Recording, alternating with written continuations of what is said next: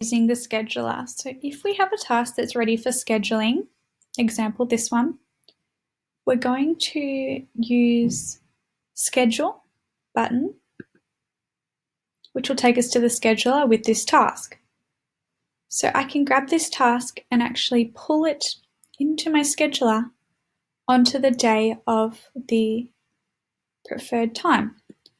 Something else I can do is select day view, which will allow me to see all of the field staff and the times. So I can pull this task into the calendar and start it at a preferable time.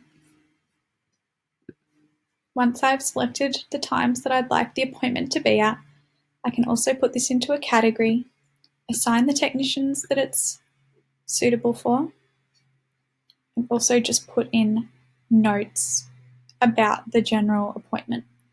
Once I'm finished, I can click Create Appointment, which will then create the appointment.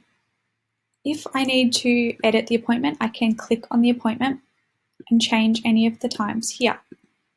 I can also duplicate the appointment, delete, and discard changes.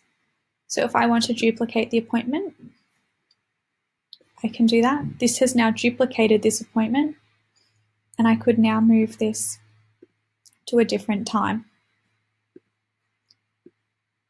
or anywhere else that I would like it.